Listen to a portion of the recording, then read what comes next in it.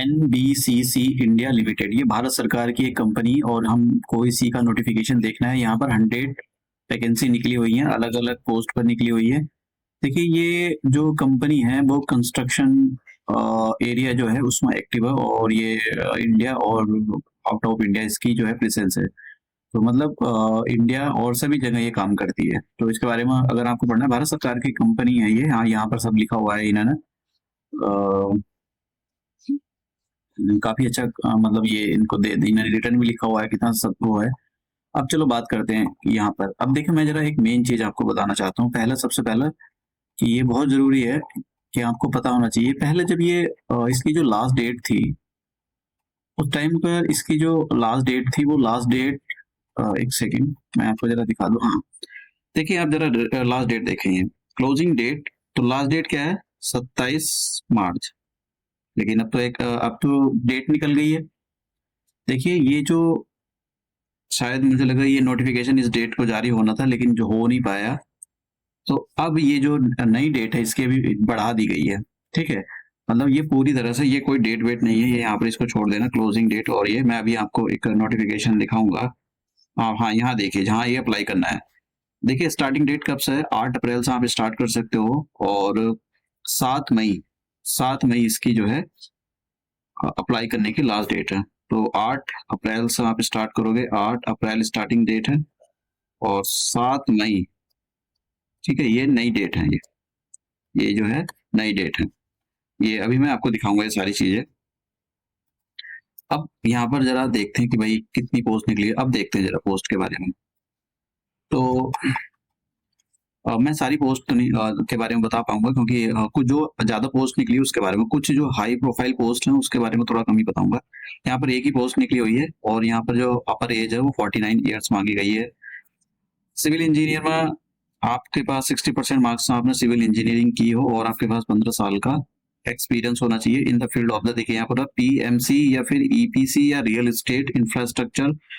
और इन्होंने ये बोला है कि भाई आप जो है अभी करंटली वर्किंग कर रहे हो, मिनिमम मतलब अभी आप जो 15 साल के एक्सपीरियंस में आप अभी काम कर रहे हो, मतलब 13 साल तो हो गए हो, लेकिन मिनिमम 2 साल का एक्सपीरियंस आपको ऐसी जगह होना चाहिए जहां पर आपको जो E5 की पोस्ट से जस्ट, या तो मिनिमम E5 की पोस्ट हो, ठीक है, मतलब E5 का लेवल हो, आप सैलरी पे पैकेज जो मिलता है वो इतना मिलता है, या फिर इससे जस्ट नीचे वाला हो, यानी E4 हो। तो इस पोस्ट पर अगर आप काम कर रहे हो तो वही आप अप्लाई कर सकते हो। सैलरी तो खैर बात ही मत करो, सैलरी तो बहुत बर्क है यहाँ पर, ठीक है, सैलरी के बारे में बात ही नहीं करते। सैलरी तो बहुत तगड़ी है, इतनी सैलरी तो उनको भी नहीं मिलती है, IAS ऑफिसर वालों को भी नहीं मिलती है। फिर दूसरी, जनरल मैनेजर इलेक्ट्रिकल और सिविल, इसमें भी यही मांगा हुआ है कि भाई फुल टाइम अपना एक इलेक्ट्रिकल और मैकेनिकल इंजीनियरिंग से या इक्विवेलेंट आपने उस इंजीनियरिंग की है, 60% मार्क्स के साथ एक्सपीरियंस मांगा गया है। यहाँ पर पोस्ट यहाँ पर एक ही है।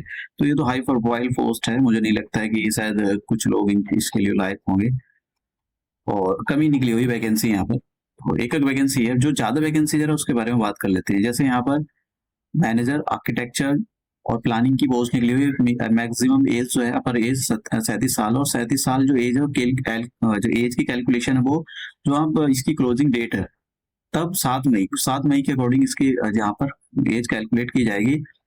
यहाँ पर वही डिग्री होनी चाहिए आपके पास, मतलब आप इंजीनियर होंगे आर्किटेक्चर से, 60% मार्क्स के साथ में, और 6 साल का यहाँ पर आपको एक्सपीरियंस होना चाहिए। ठीक है, यहाँ पर बोला गया भैया 3D सॉफ्टवेयर अगर आपको ये है, तो मतलब जब भी सिलेक्शन होता है जिनको अच्छी होता है तो वो। अब देखिए यहाँ पर 4 पोस्ट निकली हुई है। डेप्यूटी मैनेजर की 33 साल अपर एज मांगी गई है, 3 साल का एक्सपीरियंस मांगा गया। अलग अलग फील्ड में यहाँ पर पढ़ लेना एक बार इसको, और MBA या फिर हमने MSW या 2 ईयर पोस्ट ग्रेजुएट डिग्री की उसमें किया हो, पोस्ट ग्रेजुएट डिप्लोमा किया हो इन मैनेजमेंट के अंदर, तो आप जो है 60% मार्क्स से तो आप अप्लाई कर सकते हो। और ये कम पोस्ट है, जरा थोड़ी सी आगे चलते हैं, उसमें कुछ ज्यादा पोस्ट दे रखी है, और फ्रेशर के लिए भी है यहाँ पर। ऐसा नहीं कि भाई ये सारी की सारी फ्रेशर के लिए नहीं है, फ्रेशर के लिए देखिए 20 पोस्ट निकली हुई है यहाँ पर।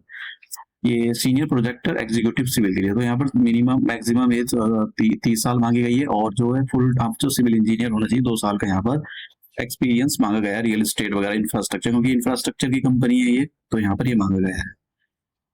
और 60% मार्क्स होने चाहिए आपके मिनिमम। अब बात करते हैं यहाँ पर 10 पोस्ट निकली हुई है सीनियर प्रोजेक्ट एग्जीक्यूटिव इलेक्ट्रिकल के लिए, तो 30 साल मैक्सिमम एज है। और यहाँ पर फुल मतलब जो भी आपने इलेक्ट्रिकल इंजीनियरिंग की हो तो आप मतलब 60% मार्क्स है तो आप अप्लाई कर सकते हो। 2 साल का एक्सपीरियंस और एक साल इन्होंने ये बोला है कि 1 year relaxation in the experience will be provided. अगर मान लो आपने एमटेक किया है, ठीक है, तो फिर आपको एमटेक किया है तो फिर आपको 1 साल का एमटेक के बाद आपको 1 साल का एक्सपीरियंस है। अगर आपने मान लो 1 साल का एक्सपीरियंस है तो अप्लाई कर सकते हो। अगर मान लो आपने बीटेक किया है और 2 साल का एक्सपीरियंस आपको होना चाहिए, ठीक है। इन्होंने यहाँ पर बोला भाई इन फील्ड में दुनिया भर में होना चाहिए आपको ये। अब 4 पोस्ट निकली हुई है यहाँ पर। तो ये 4 पोस्ट जो है ये जो मतलब जिन्होंने लॉ की एलएलबी की हुई है 55% मार्क्स के साथ तो वो यहाँ पर अप्लाई करें। या 5 साल का इंटीग्रेटेड वो होता है, 5 ईयर इंटीग्रेटेड एलएलबी की डिग्री होती है 50% मार्क्स के साथ, तो वो अप्लाई कर सकते हैं। एक्सपीरियंस कुछ नहीं मांगा यहाँ पर, सैलरी काफी अच्छी है। जरा ध्यान देखना यहाँ पर E1 चल रहा है। तो ये भैया सबके इनके एग्जाम होंगे, किसी का एग्जाम होगा, किसी का इंटरव्यू होगा, किसी का इंटरव्यू प्लस एग्जाम दोनों होगा, भी देखेंगे।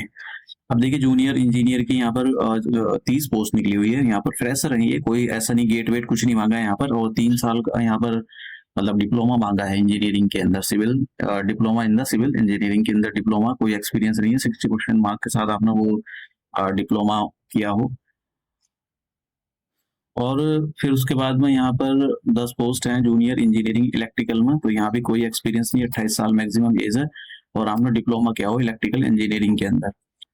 अब बात करते हैं कि जैसे मैंने आपको बताया, भी मैं सारी चीजें आपको दिखा दूंगा कैसे अप्लाई करना है। ये यहाँ पर दे रखा है भाई कितनी केबी में आपको अपना वो फोटो वोटो लगा के देना है। फीस जो है 1000 है, मतलब मैं अप्लाई फीस अप्लाई करने के लिए। अब जरा यहाँ पर देखिए, पोस्ट किस पोस्ट के लिए आप अप्लाई कर रहे हो ये डिपेंड करता है। अगर आप E6 E5 या E4 पोस्ट के लिए अप्लाई कर रहे हो तो यहाँ आपका आपका पर्सनल इंटरव्यू होगा। अगर आप E3 E2 या E1 पोस्ट के लिए अप्लाई कर रहे हो तो यहाँ पर आपका कंप्यूटर बेस्ड एग्जाम होगा प्लस इंटरव्यू होगा। अगर आप S3 पोस्ट के लिए अप्लाई कर रहे हो तो आपका आपका इंटरव्यू नहीं होगा, केवल कंप्यूटर बेस्ड एग्जाम होगा।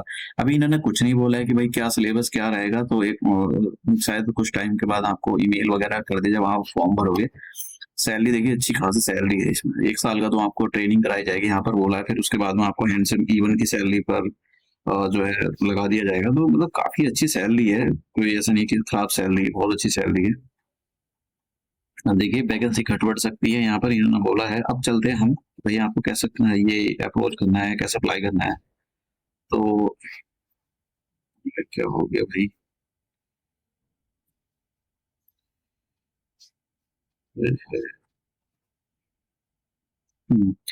तो आपको NBCC इंडिया लिमिटेड टाइप कर देना अपने ब्राउजर पर, तो इनकी ऑफिशियल वेबसाइट आ जाएगी। और ऑफिशियल वेबसाइट जैसी ही खुलेगी, हो सकता है कि नेट की वजह से धीरे स्लो है वो खुले, इसको क्लोज कर देना आपको। और देखिए यहाँ पर ये भी जी, हाँ यहाँ पर लिखा है ना ह्यूमन रिसोर्सेज, तो ऊपर करियर पर आ जाना है और इस पर यहाँ पर करियर एट NBCC पर क्लिक कर देना है। जैसे आप यहाँ क्लिक करोगे तो आपके सामने देखिए कि एक नया पेज खुल जाएगा। और अगर आपको नोटिफिकेशन देखिए, आपको यहाँ पर अप्लाई नाउ डेट देख सकते हो, यहाँ पर ये डेट लिखी हुई है, यहाँ पर ये अप्लाई नाउ पर क्लिक कर देना है आपको। और देखिए यहाँ पर सब आ गया है। अगर आपको नोटिफिकेशन डाउनलोड करनी है तो यहाँ क्लिक करोगे, एडवर्टाइजमेंट ये इंस्ट्रक्शन रीड करनी है, यहाँ एडवर्टाइजमेंट आपको देखना है, यहाँ क्लिक करोगे। अब आप जो है पहली बार फर्स्ट टाइम स्टार्ट कर रहे हो अप्लाई करना, तो पहला आपको अपने आप को रजिस्टर करना पड़ेगा। अगर आपने रजिस्टर कर लिया है ऑलरेडी तो आपको जो है यहाँ पर ये लिखा है ऑलरेडी रजिस्टर्ड लॉगिन, तो यहाँ पर क्लिक करना है। तो आप फर्स्ट टाइम अप्लाई कर रहे हो तो आपको जो बेसिक इन्फॉर्मेशन होती है वो फिल करनी होती है उसके अंदर, जैसे अपना मोबाइल नंबर, ये सारी इन्फॉर्मेशन यहाँ पर, नाम, पिताजी का नाम, ये सारी चीजें, ईमेल आईडी ये पूछता है, फिर आप रजिस्टर हो जाओगे। तो अपने आप को रजिस्टर करके यहाँ पर आई एग्री करके अपना फॉर्म फिल कर सकते हो। लास्ट डेट के चक्कर में नहीं रहना चाहिए कि बता तो फिर सर्वर ये चल रहा है वो चल रहा है, बहुत सारी चीजें आ जाती हैं।